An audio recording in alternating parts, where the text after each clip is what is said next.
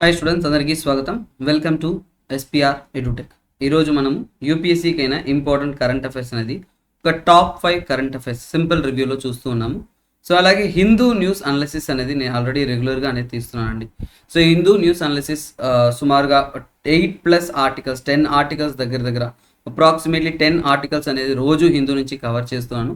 ఆ వీడియోస్ కాకపోతే మన ఛానల్లో అనేది అప్లోడ్ అవ్వట్లేదు. It's uploading in Karthikeya IAS Academy. So యాక్చువల్గా ఏంటంటే టెక్నికల్గా వర్క్ అన్నిటి కూడా కోఆర్డినేట్ అవ్వాలి కాబట్టి I'm uploading in that channel. Karthikeya IAS Academy యొక్క ఛానల్లోనే మన హిందూ న్యూస్ అనాలిసిస్ అనేది రెగ్యులర్గా అప్లోడ్ అనేది అవుతుంది. ఎవరైతే హిందూ న్యూస్ అనాలిసిస్ చాలా క్వాలిటీగా తెలుగు రాష్ట్రాల నుంచి కావాలని కోరుకుంటున్నారో వారికి అద్భుతంగా అనేది అక్కడ నేను అందిస్తూ ఉన్నాను. So you can keep watching అండి. సో లింక్ అనేది డిస్క్రిప్షన్ ఇచ్చాను, ఇవి ఫాలో అవచ్చు.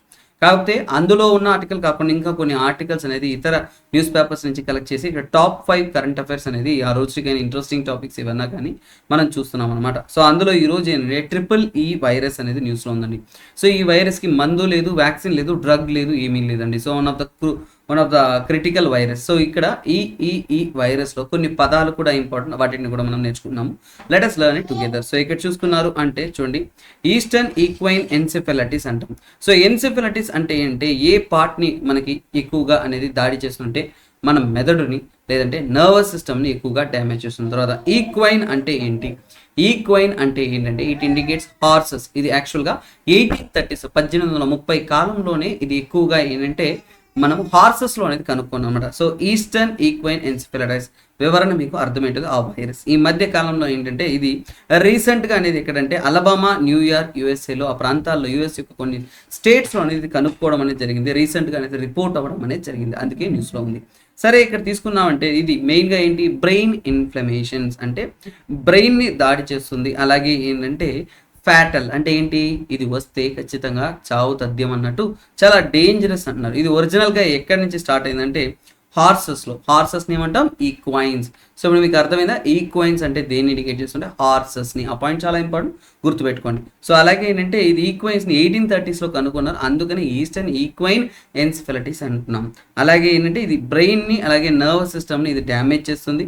తర్వాత ఇక్కడ తీసుకున్నారు అంటే ఈ డిసీజ్ గురించి కొన్ని విషయాలు తెలుసుకోవాలి. ఏంటంటే ఇది చూడండి, యాక్చువల్గా ఏంటంటే పక్షుల్లో కూడా ఉంటుంది. సో అందుకే దీని ఏంటంటే యాక్చువల్గా ఇది జూనోటిక్ వైరస్లో ఇది different type of zoonotic virus అండి. ఎక్కువగా ఇది ఏంటంటే పక్షుల్లో అంటే అనిమల్స్లో ఏంటంటే ఎన్జూటిక్ అంటారు. అంటే ఏంటంటే చూడండి, ఈ పదం ఈ వర్డ్కి మీనింగ్ కూడా ఇక్కడ ఇవ్వలేదు, బట్ గుర్తుపెట్టుకోండి, ఎన్జూటిక్. ఎందుకంటే జూనోటిక్ వైరస్ అంటే అందరికీ తెలుసు, జూనోటిక్ వైరస్ అంటే జంతువుల నుంచి మనుషులకు వచ్చిందంటే, అనిమల్స్ నుంచి కూడా హ్యూమన్స్కి వచ్చిందంటే దాన్ని ఏమన్నా మనం జూనోటిక్ వైరస్ అంటాం. అదేవిధంగా ఎన్జూటిక్ అంటే ఏంటంటే ఫర్ ఎగ్జాంపుల్ అంటే అనిమల్స్, బర్డ్స్ ఏవైతే ఉన్నాయో వాటికి మాత్రం ఎండమిక్గా ఉంటాయి. ఎండమిక్గా అంటే ఏంటి, ఎండమిక్ అంటే వాటికి మాత్రం ఆ ప్రాంతాన్ని మాత్రం పర్టికులర్ రీజియన్లో పక్షులకు వాటికి వస్తున్నాయి అంటే అలాంటి ఒక జబ్బుని ఏమంటున్నాం అంటే మనము చూడండి ఎన్జూటిక్ అంటున్నాం. ఏమంటున్నాం మనం, ఎన్జూటిక్. సో ఆ పాయింట్ గుర్తుపెట్టుకోండి, చాలా చాలా క్రూషియల్. ఇది పక్షుల్లో ఇలా ఎక్కువగా వచ్చే తర్వాత ఏంటంటే అక్కడి నుంచి వెక్టార్గా ఉంటూ ఈ దోమ కాటు వల్ల మనిషికి స్ప్రెడ్ అవుతుంది. సో ఇక్కడ ఏంటంటే అనిమల్స్లో తీసుకున్నట్టే మస్కిటో బైట్స్ వల్ల ఇది ఏంటంటే చాలా వరకు మెమల్స్, బర్డ్స్, రెప్టైల్స్, ఆంఫిబియన్స్ అన్ని కూడా దాడి చేస్తుంది. కాకపోతే దేని ద్వారా, మస్కిటో బైట్ ద్వారా మాత్రమే స్ప్రెడ్ అవుతుంది. ఫ్యాటాలిటీ విషయానికి వచ్చారంటే 30% వరకు ఏంటంటే ఈ జబ్బు వచ్చిన వారు చనిపోతున్నారన్నమాట. అలాగే ఇది నాన్ కంటాజియస్ అంటే ఏంటి, అనిమల్ టు హ్యూమన్ కానీ హ్యూమన్ టు హ్యూమన్ కానీ అంత ఈజీగా స్ప్రెడ్ అవ్వదు, only through the mosquito bite. దోమలు కాటు చేసినప్పుడు మాత్రమే ఇది మనుషులకి స్ప్రెడ్ అవుతున్నారు. చాలా వరకు ఏంటంటే దీనికి సివియర్ సిమ్టమ్స్ అన్న ఉంటుంది, కొన్నిసార్లు నో సిమ్టమ్స్ కూడా ఉంటుంది. ప్రత్యేకంగా ఫీవర్, హెడేక్, వామిటింగ్, డయేరియా ఇవన్నీ కామన్ సిమ్టమ్స్గా అనేది ఈ యొక్క EEE వైరస్ అనేది ఉంటుందన్నమాట. సివియర్ కేసెస్ అనేది ముఖ్యంగా ఏంటంటే పిల్లలు, ఎల్డర్లీ, వయసైన వాళ్ళకి ఏంటంటే ఇలాంటి ఈ EEE వైరస్ దాడి చేసినప్పుడు చాలా పెద్ద ఇంపాక్ట్ అనేది ఉంటుంది అనేది ఎక్స్పర్ట్స్ అనేది చెప్తున్నారు అనమాట. తర్వాత ఏంటంటే ఇంతవరకు కూడా మన హ్యూమన్స్ తరపు నుంచి కూడా ఎటువంటి వ్యాక్సిన్ కానీ అలాగే ఈ వైరస్ని ఎదిరించే ఏదైనా కానీ ఒక డ్రగ్ కానీ అంటే మెడిసిన్ కానీ ఏంటి ఇంతవరకు కనుక్కోవడం అనేది జరగలేదన్నమాట. సో అందువల్ల ఇది ఏంటంటే చాలా చాలా క్రిటికల్ అనేది చాలా మంది చెప్తున్నారు అనమాట. సో తర్వాత ఏంటంటే నెక్స్ట్ ఆర్టికల్లోకి వచ్చేద్దాం. సో ఇది ఏంటంటే మేరా బిల్ మేరా అధికార్ స్కీమ్ గురించి. ఈ మేరా బిల్ మేరా అధికార్ స్కీమ్ అనేది జిఎస్టీని ఎక్కువగా ఉపయోగంలో ఉంచేదానికి ఇది యొక్క స్కీమ్ అనేది ఇంట్రొడ్యూస్ చేశారు. ఇది కన్స్యూమర్ సెంట్రిక్ స్కీమ్ అనమాట. సో ఈ స్కీమ్లో ఏం చేస్తారు సార్ అంటే, మీరు ఒక హోటల్కి పోతున్నారు, రెస్టారెంట్ పోతున్నారు. ఆ రెస్టారెంట్ పోయిన తర్వాత మీరు బిల్ కడతారు చూసారా, బిల్ కట్టిన తర్వాత మీకు ఇన్వాయిస్ ఇస్తారు. సో ఇప్పుడు మీరు అమెజాన్లో ఒకటి ఆర్డర్ ఇచ్చారనుకోండి, ఆర్డర్ వచ్చిన తర్వాత పైన ఒక బిల్ పెట్టుంటారు చూసారా, దాన్ని ఇన్వాయిస్ అంటారు. అంటే జిఎస్టీ ఇన్వాయిస్ ప్రతి ఒక్కరు కలిగి ఉండాలి. అంటే ఏ ప్రోడక్ట్కి ఎంత జిఎస్టీ వేస్తున్నారు, సక్రమంగా వేస్తున్నారా లేదా అని ఒక నిఘా ఉంచేలాగా. తర్వాత దాన్ని ఏంటంటే అఫీషియల్గా గవర్నమెంట్ యాప్ ఒకటి ఉంది, మేరీ బిల్ మేరీ అధికార్ ఒక యాప్ ఒకటి ఉంది. దాంట్లో అప్లోడ్ చేసామంటే మీకు 10,000 నుంచి ₹1,00,00,000 దాకా మీకు ప్రైజ్ వచ్చే ఛాన్సెస్ అనేది కూడా ఉంటుందన్నమాట. సో దీని ద్వారా ఏంటంటే ఒక కాంపిటీషన్ లాగా కండక్ట్ చేయడం వల్ల, ప్రజలు కూడా దీనిలో పార్టిసిపేట్ చేయడం వల్ల జిఎస్టీ ఉపయోగం అనేది ఆ యొక్క కంపెనీల్లో కానీ అలాగే ఆ యొక్క ఏదైతే అవుట్లెట్స్ ఉంటాయో వాటిలో అలవాటు అనేది అవుతుంది అనేది చెప్తున్నారు అనమాట. సో ఇది మేరా బిల్ మేరా అధికార్. ఓవర్ వ్యూ చెప్తాను, తర్వాత డీటెయిల్గా వెళ్తాం. ఓవర్ వ్యూలోనే మీకు సబ్జెక్ట్ అర్థమైపోతుంది, తర్వాత డేటాలోకి వెళ్ళినప్పుడు పర్టికులారిటీ అర్థమవుతుంది. సో మేరా బిల్ మేరా అధికార్ ఎందుకు ఇది? జిఎస్టీ. సో జిఎస్టీ ఇన్వాయిస్ని ఎక్కువగా పొందడం కోసం ఇన్సెంటివ్ ప్రోగ్రామ్ లాంటిది.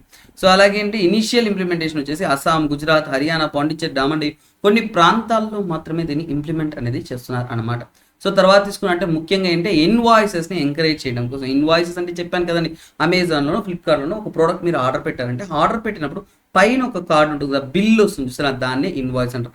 అంటే ప్రతి చోట కూడా మీరు హోటల్ ఎక్కడికి వెళ్ళినా కానీ, పెట్రోల్ బంక్ ఎక్కడికి వెళ్ళినా కానీ మనం బిల్ తీసుకోం, కానీ బిల్ తీసుకోవాలనే దాన్ని వాళ్ళు ప్రెషరైజ్ చేస్తున్నారు అదే కాకుండా. సో ఇది జిఎస్టీ రిజిస్టర్డ్ సప్లయర్ వచ్చేసి కన్స్యూమర్స్కి ఖచ్చితంగా ఇన్వాయిసెస్ అంటే ఏదైనా ఒక ఆర్గనైజేషన్ ఉన్నా వ్యాపారం చేస్తున్నా కానీ వాళ్ళు జిఎస్టీ రిజిస్ట్రేషన్ చేసి ఉండాలి. చేసిన వారు ఖచ్చితంగా అంటే బిల్ అనేది ఇవ్వాలనేది క్లియర్గా చెప్తున్నారు. అలాగే మంత్లీ ఒకవేళ ఈ బిల్ని మనము అప్లోడ్ చేస్తున్నాం అంటే క్యాష్ రివార్డ్స్ కూడా ఇస్తారు. 10,000 నుంచి ₹1,00,00,000 క్యాష్ రివార్డ్స్ వచ్చే అవకాశం ఉందని చెప్తున్నారు. ఇందులో ఎలా పార్టిసిపేట్ చేయాలంటే మన ఇన్వాయిస్ అనేది మినిమం 200 కంటే కూడా ఎక్కువగా ఉండాలి. మంత్లీ 25 ఇన్వాయిసెస్ అన్నా కానీ మనం అప్లోడ్ చేయాలి. ఈ స్కీమ్ అండర్లో మేరా బిల్ మేరా అధికార్ అండర్లో మనకి యాప్స్ అనేది ఉంటాయి, ఐఓఎస్ మరియు ఆండ్రాయిడ్ యాప్స్ అనేది ఉంటాయి. మనం డే టు డే లైఫ్లో ఉపయోగిస్తున్న ప్రతి ఒక్క దాంట్లో కూడా 200 కంటే కూడా ఎక్కువ ఖర్చు పెడుతున్నాం. ఇదంతా కూడా ఏంటంటే మనుషుల్లో ఏంటంటే మన ఇండియన్స్లో ఏంటంటే కన్స్యూమరిస్టిక్ ఐడియాలజీని ఇంకా సపోర్ట్ చేసే విధంగానే ఇలాంటి ఇనిషియేటివ్ తీసుకొస్తుంది. సో దీని ద్వారా ఏంటంటే జిఎస్టీఎన్ ఇన్వాయిసెస్ అనేది కలెక్ట్ చేసి వాళ్ళకి ఏంటంటే ఒక ఫర్ ఎగ్జాంపుల్ లాట్ పద్ధతిలో ఏంటంటే ఎవరికైనా ప్రైజ్ ఇవ్వడం అనేది జరుగుతుంది అనమాట. ఇది మేరా బిల్ మేరా అధికార్ స్కీమ్ ఓవర్వ్యూ. తర్వాత నెక్స్ట్ చూడండి, ఈక్వల్ కాంట్రాస్ట్ టెక్నిక్. సో ముఖ్యంగా అంటే సూర్యుడిని ఇమేజ్ స్టడీ చేయాలంటే చాలా కఠినమైన విషయం అండి. సో కాకపోతే లైటింగ్లో కూడా సూర్యుని యొక్క ఫర్ ఎగ్జాంపుల్ అంటే సూర్యునిలో పలు లేయర్స్ ఉంటాయండి. సో మనకి ఎలాగైతే అట్మాస్ఫియర్లో మనకి ట్రోపోస్ఫియర్, స్ట్రాటోస్ఫియర్, మీసోస్ఫియర్ అంటారు, అదేవిధంగా సూర్యునిలో ఫోటోస్ఫియర్, క్రోమోస్ఫియర్ పైన ఉంటుంది మన యొక్క కరోనా అనమాట. సో సార్ ఇంతకాలం కరోనా ఎక్కడుందో ఎదుగుతానా అంటారు. సో ఎక్కడో లేదు, సూర్యునిలోనే ఉందన్నమాట. ఫోటోస్ఫియర్, క్రోమోస్ఫియర్, తర్వాత వచ్చేది ఏంటంటే మీకు కరోనా. సో ఇలా 3 లేయర్స్ ఉంటుంది అనమాట. లోవెస్ట్ లేయర్ అంటే ఫోటోస్ఫియర్. లైటింగ్ ఎక్కువగా ఉండడం వల్ల ఆ ఫోటోస్ఫియర్ని మనం అబ్జర్వ్ చేయలేం, చాలా వైట్గా ఉంటుంది, చాలా మనం అంత ఈజీగా అనేది అబ్జర్వ్ చేయలేం. సో దాన్ని అబ్జర్వ్ చేయడం కోసమే ఈ యొక్క ఈక్వల్ కాంట్రాస్ట్ టెక్నిక్ అనేది వచ్చిందనమాట. సో ఇప్పుడు ఎందుకని అర్థమైంది కదా ఈక్వల్ కాంట్రాస్ట్ టెక్నిక్ దేనికి? సూర్యుడిని వెలుతురులో కూడా మనం అబ్జర్వ్ చేయడానికి, ఎక్కడున్న స్టడీ చేయడానికి. ఫర్ ఎగ్జాంపుల్ అంటే ఈక్వల్ కాంట్రాస్ట్ టెక్నిక్ ద్వారా ఏంటంటే sun images with white light ద్వారా కూడా మనం సూర్యుని యొక్క ఇమేజెస్ని అబ్జర్వ్ చేయడానికి. ముఖ్యంగా ఏంటంటే ఫర్ ఎగ్జాంపుల్ అంటే address the variation caused by the instrument sky conditions in observation. కొన్నిసార్లు ఆకాశంలో చాలా చేంజెస్ అనేవి జరుగుతుంటాయి, లైటింగ్స్ ఎక్కువగా ఉండొచ్చు. అలాంటప్పుడు కూడా మనం ఏంటంటే దీన్ని అబ్జర్వ్ చేయగలగాలి. దానికోసం ఏంటంటే 2 పద్ధతులు ఫాలో అవుతున్నారు. ముఖ్యంగా ఏంటంటే week magnetic fields. For example అంటే మ్యాగ్నెటిక్ ఫీల్డ్ని కాన్సన్ట్రేట్ చేయడం. సూర్యుని పైన కూడా తీసుకున్నా అంటే చాలా రీజియన్లు ఉంటే కొన్ని ప్రాంతాల్లో హై మ్యాగ్నెటిక్ ఫీల్డ్ ఉంటుంది, కొన్ని ప్రాంతాల్లో లో మ్యాగ్నెటిక్ ఫీల్డ్ ఉంది. సో అందువల్ల ఏంటి ఈ రీజియన్స్ని మనం మ్యాగ్నెటిక్ ఫీల్డ్ని ఉపయోగించుకొని చదవాలనుకున్నాం అంటే మనకు కావాల్సిన అంటే మ్యాగ్నెటోగ్రామ్స్ అంటే ఏంటి? సూర్యుడిని మ్యాగ్నెటిక్ ఫీల్డ్ ద్వారా చదవడానికి యూజ్ చేసే ఎక్విప్మెంట్స్ని మనం ఏంటంటే మ్యాగ్నెటోగ్రామ్స్ అంటాం. తర్వాత కే లైన్ అంటారు, కాల్షియం కే లైన్, కే లైన్ అంటే కాల్షియం కే లైన్ అనమాట. ఇది కూడా ఏంటంటే సూర్యుని యొక్క ఇమేజెస్ని స్టడీ చేయడానికి ముఖ్యంగా ఏంటంటే వారు ఈ యొక్క మ్యాగ్నెటిక్ ఫీల్డ్ని అలాగే సిఏ అంటే ఇంటెన్సిటీని బట్టి డెన్సిటీని బట్టి ఏంటంటే అక్కడ స్టడీ చేస్తారంట ఫొటోస్ని. కొన్ని చోట వీక్ మ్యాగ్నెటిక్ ఫీల్డ్ ఉందంటే డార్క్ స్పాట్స్ కానీ, కొన్ని చోట వేరియస్ కలరింగ్ చేంజ్తో వాళ్ళు స్టడీ చేయబోతున్నారు అనమాట. ఈ మ్యాగ్నెటోగ్రామ్స్ అనేది అంటే చాలా వరకు అంటే మనకి ఇన్స్ట్రుమెంట్ లిమిటెడ్ వరకే మనకి చూడగలుగుతాం, డీప్ స్టడీ అనేది కుదరదు. అందుకోసం అంటే సిఏ లైన్ ఇమేజెస్ అనేది కొడైకెనాల్ అబ్జర్వేటరీ. సో ఇప్పుడు గుర్తుపెట్టుకోండి, కొడైకెనాల్లో ఒక అబ్జర్వేటరీ ఉంది, దాని ద్వారా ఏంటంటే మనము సూర్యుని అనేది చదువుతున్నాం. దాంట్లో ఏంటంటే కన్సిస్టెన్స్గా అనేది ఇమేజెస్ అనేది స్టడీ చేస్తున్నారు సూర్యుని యొక్క. తర్వాత తీసుకుంటున్నారంటే కొడైకెనాల్లో దొరికిన డేటా ప్రకారం సైంటిస్ట్ ఏం చదువుతున్నారంటే ఈ యొక్క సూర్యుని యొక్క చూడండి క్రోమోస్పియర్ ద్వారా స్టడీస్ అనేది చేయడానికి మనకి హెల్ప్ అవుతుంది. ఫర్ ఎగ్జాంపుల్ అంటే excellent correlation derived between the plage area bright regions of sun's chromosphere. Sunspots అంటారు, అంటే సన్లో చాలా వెలుతురైన భాగాన్ని మనం సన్ స్పాట్స్ అంటాం, వాటిని అబ్జర్వ్ చేయగలిగారు. ఫర్ ఎగ్జాంపుల్ అంటే వాటిని సుమారుగానే డైలీ బేసిస్గా స్టడీ చేస్తే వాటి యొక్క అండర్స్టాండింగ్ అనేది క్లియర్గా ఉంటుంది. ఇలా దీనివల్ల ఏంటంటే సిఏ ఇమేజెస్ ద్వారా మనం చదువుతున్నప్పుడు సూర్యుల్లో జరుగుతున్న మార్పుల వల్ల భూమి యొక్క క్లైమేట్ మీద ఎలాంటి ప్రభావాలు పడతాయి అనేది మనకి ఇంకా బెస్ట్గా ఉంటుందని చెప్తున్నారు. అలాగే అంటే ఓవర్ సైడ్ సన్ డైనమిక్స్ అంటే ఏంటి, సన్లో మారుతున్న మార్పులు అనేది లాంగ్ టర్మ్లో మన భూమి మీద చాలా ప్రభావం కలిగిస్తుంది. వాటిని స్టడీ చేయడానికి ఇవి యూస్ అవుతుందని చెప్తున్నారు. అలాగే ఏంటంటే మ్యాగ్నెటోగ్రామ్ అంటే ఏంటి, ఫర్ ఎగ్జాంపుల్ గ్రే లైన్స్ అనేది మ్యాగ్నెటిక్ ఫీల్డ్ లేదు అనేది ఇండికేట్ చేస్తుంది. వైట్ అండ్ బ్లాక్ లైన్స్ అనేది ఏంటంటే హై మ్యాగ్నెటిక్ ఫీల్డ్. ఇది మీకు చెప్పడానికన్నా చూపిస్తా చూడండి. చూడండి ఎక్కడైనా కానీ చూడండి, ఇక్కడ గ్రే లైన్స్ అనేది వీక్ మ్యాగ్నెటిక్ ఫీల్డ్ ఇండికేట్ చేస్తుంది. అలాగే ఈ ఇమేజ్లో వైట్ స్పాట్స్ అనేది కానీ లేదంటే బ్లాక్ స్పాట్స్ అనేది దేన్ని ఇండికేట్ చేస్తుంది అంటే హై మ్యాగ్నెటిక్ ఫీల్డ్ని ఇండికేట్ చేస్తుంది అనమాట. ఈ విధంగా ఏంటంటే వారు మ్యాగ్నెటిక్ ఫీల్డ్ని ఉపయోగించుకొని స్టడీ చేయడానికి చేసేదాన్ని మనం మ్యాగ్నెటోగ్రామ్స్ అంటాం. తర్వాత నెక్స్ట్ కరెంట్ అఫైర్స్లోకి వస్తాం. సో ఇక్కడ మనం వచ్చిందంటే micro sites project. First of all అంటే ఈ ఆర్టికల్ ఇవ్వడానికి ఒకటే కారణం అంటే మైక్రో సైట్ అంటే ఏంటి, for example separate space with in a large website to used for marketing and educational purpose. అంటే ఒక హ్యూజ్ వెబ్సైట్ ఉంటుంది, దాంట్లో ఒక చిన్న వేరే సైట్ ఏదైతే మనం ఎడ్యుకేషనల్ పర్పస్కో మార్కెటింగ్ పర్పస్కో ఒక ప్రత్యేకమైన పర్పస్కి. సో ఇప్పుడు ఏంటంటే ఒక హ్యూజ్ లార్జ్ ఎక్స్టెండ్ ఒక సైట్ ఉందంటే దాంట్లో ఒక చిన్న సైట్స్గా ప్రత్యేకమైన పర్పస్కి ఉపయోగించగలిగామంటే దాన్నే మైక్రో సైట్స్ అంటాం. అలాంటి మైక్రో సైట్స్ అనేది మన గవర్నమెంట్ అనేది ఇప్పుడు ఏంటంటే ఆయుష్మాన్ భారత్ డిజిటల్ మిషన్ కోసం ఉపయోగించబోతున్నారనే తెలిపారు. సో నేషనల్ హెల్త్ అథారిటీ ఏం చెప్తున్నారంటే మైక్రో సైట్స్ ప్రాజెక్ట్స్ ద్వారా మేము ఆయుష్మాన్ భారత్ డిజిటల్ ప్రోగ్రామ్ని మనం ఇంకా పెంపొందిస్తామని చెప్తున్నారు. దానికోసం ఏంటంటే వాళ్ళు పర్టికులర్ ఏరియా, ఫర్ ఎగ్జాంపుల్ అంటే కొన్ని ప్రాంతాల్లో ఉంటున్న వాటిని అడాప్ట్ చేసుకుంటూ, ఫర్ ఎగ్జాంపుల్ అంటే కొన్ని జోగ్రఫికల్ ఏరియాని క్యాలిక్యులేట్ చేస్తూ on board small and medium private health care providers, అంటే అక్కడ ఉంటున్న ప్రాంతీయంగా ఉంటున్న చిన్న మెడికల్ హెల్త్ కేర్ ప్రొవైడర్స్ కానీ లార్జ్ హెల్త్ కేర్ ప్రొవైడర్స్ కానీ వాళ్ళందరినీ కనెక్ట్ చేస్తూ ఈ మైక్రో సైట్స్ ఉపయోగం ద్వారా ఇప్పుడు ఏంటండి ఒక లార్జ్ ఏరియాకి ఒక లార్జ్ వెబ్సైట్ ఉందంటే ఒక పర్టికులర్ ఏరియాని టార్గెట్ చేస్తూ మైక్రో వెబ్సైట్ ఉన్నప్పుడు ఆ పర్టికులర్ ఏరియా యొక్క అబ్జర్వెన్స్ కానీ వాటి యొక్క బెటర్మెంట్ కానీ ఆయుష్మాన్ భారత్ డిజిటల్ యొక్క పెనట్రేషన్స్ కానీ ఇలాంటి విషయాలు అనేది తెలిసే అవకాశం అనేది ఉందని చెప్తున్నారు. దీని ద్వారా ఏంటంటే వాళ్ళు ప్రైవేట్ క్లినిక్స్, పాలిక్లినిక్స్, నర్సింగ్ హోమ్స్ ఇవన్నిటిని కూడా ఒక చోట కనెక్ట్ చేస్తూ కోవిడ్ లాంటి ఇంకో ఒక భయంకరమైన హెల్త్ డిజార్డర్ కానీ ఇంకేదైనా కానీ వచ్చినప్పుడు మనం సిద్ధంగా ఉంటాం, రెడీగా ఉంటాం అనేది చెప్తున్నారు అనమాట. సో దీనికోసం ఏంటంటే అక్కడ ఉన్న హెల్త్ రికార్డ్స్ కానీ డీటెయిల్స్ కానీ అన్నింటినీ కూడా ఒక మైక్రో సైట్స్ ద్వారా కనెక్ట్ చేస్తూ క్రియేట్ చేస్తామని చెప్తున్నారు. ఇందులో ఏంటంటే సుమారుగా కేటగిరీ ఏలో ఏంటంటే ఇందులో మైక్రో సైట్స్లో 2 కేటగిరీస్. కేటగిరీ ఏలో ఏంటంటే 1000 కంటే ఎక్కువ ఫెసిలిటీస్ ఉన్నవి. కేటగిరీ బిలో 500 నుంచి 1000 మధ్యలో ఉంటున్న ఫెసిలిటీస్ అన్నింటిని కూడా కలుపుతూ ఒక మైక్రో సైట్స్ లాగా ఏర్పాటు చేయబోతుందన్నమాట. సో ఇలాంటి వాటిని ఇంప్లిమెంట్ చేయడం వల్ల ఏంటంటే మనకి చాలా వరకు ఏంటంటే ఇక్కడ ఏబిడిఎంలో ఉంటున్న మైక్రో సైట్స్ ఉంటున్న ఇంప్లిమెంట్ చేస్తున్న స్టేట్ ప్రాజెక్ట్స్ ఎవరైతే ఉంటారో వాళ్ళే దీన్ని ఇంప్లిమెంట్ చేస్తారనమాట. ఇంకా నేషనల్ హెల్త్ అథారిటీ ఏదైతే ఉంటుందో వాళ్ళు ఫైనాన్షియల్ రిసోర్స్ అంటే వీటిని జరిపించడానికి డబ్బులు కానీ ఫైనాన్స్ కానీ మనీ కానీ మేమే సప్లై చేస్తామని చెప్తున్నారు. ఇది మాత్రమే కాకుండా ఈ ఏజెన్సీ ద్వారా ఏంటంటే హెల్త్ కేర్కి వీటికి ఇంకా మరింత సాయం అందిస్తామనేది వీళ్ళు క్లియర్గానే చెప్పున్నారంట.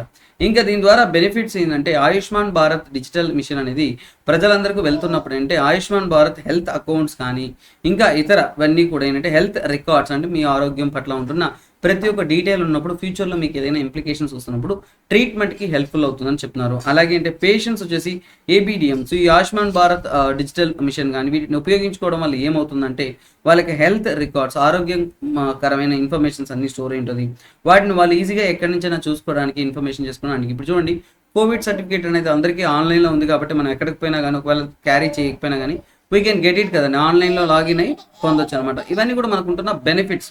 సో ఇలా డిజిటల్ క్లినిక్ డాక్యుమెంటేషన్స్ వల్ల ఏంటంటే రానున్న కాలంలో మనకి హెల్త్ కేర్ అనేది బెటర్ అవుతుందని చెప్తున్నారు. That is what micro sites project. So ఇప్పుడు ఏంటంటే 2 విషయాలు, మైక్రో సైట్ అంటే ఏంటో తెలియాలి, మేజర్ సైట్లో ఉంటున్న మైనర్ సైట్స్ని మనం మైక్రో సైట్స్ అంటాం. అలాగే ఇది ఎక్కడ మన ఇండియన్ గవర్నమెంట్ ఇంప్లిమెంట్ చేస్తుంటే ఆయుష్మాన్ భారత్ డిజిటల్ మిషన్లో భాగంగా ఇంప్లిమెంట్ చేస్తున్నారు. ఈ 2 పాయింట్స్ మనం చదివేటప్పుడు చాలా కరెంట్ అఫైర్స్ ఉంటుందండి, దాని నుంచి మనం తెలుసుకోవాల్సింటే ఒక పర్టికులర్ పాయింట్ ఏదైతే ఉంటుందో దాన్ని మనం తెలుసుకోవాలి. సో నెక్స్ట్ పిరిపురా ట్రైబ్స్ అంటే ఏంటి, వీళ్ళని గార్డియన్స్ ఆఫ్ అమెజాన్ అని కూడా అంటారు. సో ఈ మధ్య కాలంలో చాలా వరకు న్యూస్లో హల్చల్ చెప్తున్న న్యూస్ అంటే అమెజాన్ రెయిన్ ఫారెస్ట్లో ఏంటంటే చాలా వరకు అర్బనైజేషన్ ఇంకా ఇన్ఫ్రాస్ట్రక్చర్ డెవలప్మెంట్ ఏదో చేస్తున్నారు. ఇవన్నీ చేయడం వల్ల అంటే అక్కడ పారంపర్యంగా ట్రెడిషనల్గా నివసిస్తున్న ట్రైబ్స్ ఎవరైతే ఉన్నారో ఇంకా మెయిన్ ల్యాండ్కి దూరంగా I had watch this document అండి. సో చాలా దారుణంగా ఉంటుంది. అంటే ఏంటంటే మనం ఇంతకాలంలో ఎలాంటి ఒక అడ్వాన్స్డ్ వరల్డ్లో నివసిస్తున్నా కానీ అక్కడున్న ట్రైబ్స్ చూశారు అంటే ఇంకా బట్టలు ఉండవు, వాళ్ళకి ఫుడ్ ఉండదు, ఏమి ఉండదు. అలా అడవుల్లో తిరుగుకుంటూ దొరికిన ఫుడ్ తింటూ అక్కడక్కడ మంటలు పెడుతూ ఇల్లు కూడా ఉండదండి. నొమాడిక్ ట్రైబ్స్, ఒక చోట స్థిరంగా లేని వాళ్ళని నొమాడిక్ ట్రైబ్స్ అంటారు. ఈ పిరిపురా ట్రైబ్స్ ఎలా ఉంటారంటే ఒక చెట్లు ఉంది మనకి, టెంకాయ ఆకులు ఉంటాయి చూసారు, అవి వరుసగా వేసి పెట్టుకొని ఆ షెల్టర్లోనే ఉంటారు. అమెజాన్ రైన్ ఫారెస్ట్ అనేది తెలుసు, విచ్చలవిడిగా భయంకరంగా వర్షం పడుతుంది. అలా పడుతున్నా కానీ వాళ్ళ చెట్టు కింద ఉంటూ అలాగే జీవితాన్ని కొనసాగిస్తూ అలాగే గడుపుతున్నారు. So they are an example for this modern day civilisation అండి. సో ఇంత మనము ఎన్నో పొందున్నా కానీ సంతోషంగా ఉండట్లేదు. కానీ వాళ్ళు కాకపోతే ఆ ట్రైబ్స్ అంటే అందరూ అంతరించిపోయారండి. ఈ ఇద్దరే మాత్రమే మిగిలారు. ఆ ఇద్దరి మీదే డాక్యుమెంటరీ 4 సంవత్సరాల క్రితం తీశారండి. రీసెంట్గా కూడా ఏంటంటే ఇది కొన్ని ఇష్యూస్ అనేది రైజ్ చేశారు. ఎందుకంటే బ్రెజిల్లో ఉంటున్న అమెజాన్ రెయిన్ ఫారెస్ట్లోనే వీళ్ళు చివరిగా మెలిగిన ట్రైబ్స్ అనమాట. అంటే ఏంటి, ట్రైబ్స్ అనే వాళ్ళు మన పురాతన కల్చర్ని వాటిని ఇంప్లికేట్ చేస్తున్నాం. మనం ఈ రోజు మనం 2000 సంవత్సరాలు 3000 సంవత్సరాల ముందుకు వచ్చి, ఇంకా చెప్పాలంటే ఇప్పుడు కూడా కాదు, ఓ 10,000 సంవత్సరాలు ఋగ్వేద, ఇండస్ వ్యాలీ సివిలైజేషన్ అన్నిటికన్నా వెనక్కి వెళ్ళిపోయామంటే అప్పుడే మనం ట్రైబల్స్గా కొంత మాత్రం ఉన్నాం.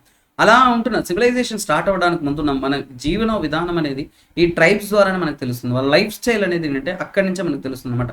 Preserving them is preserving our ancient history అండి. సో కాకపోతే ఏంటంటే ఇప్పుడు ఉంటున్న ఈ మధ్య కాలంలో ఉన్న డెవలప్మెంట్ వల్ల వీళ్ళంతా అంతరించిపోతున్నారు అనేది కన్సర్న్ అనేది రైజ్ చేసింది. ఇక్కడ ఒకే పాయింట్, పెర్పికురా ట్రైబ్, బ్రెజిల్, ఈ పాయింటే మీరు గుర్తుపెట్టుకోవాల్సిన అమెజాన్ రెయిన్ ఫారెస్ట్. మిగతావంతా కూడా ఏంటి additional knowledge for mains. Prelims అంటే పెర్పికురా ట్రైబ్స్ ఎక్కడున్నారు, బ్రెజిల్ ఎక్కడ, అమెజాన్ రెయిన్ ఫారెస్ట్ అంతే. గార్డియన్స్ ఆఫ్ అమెజాన్ అని అంటారు. ఈ పదాలు ఈ 4-5 పాయింట్లు తప్ప మీకు ప్రిలిమ్స్లో ఏం అవసరం ఉండదండి. కానీ when you go to the mains అన్నప్పుడే you need to understand the situation.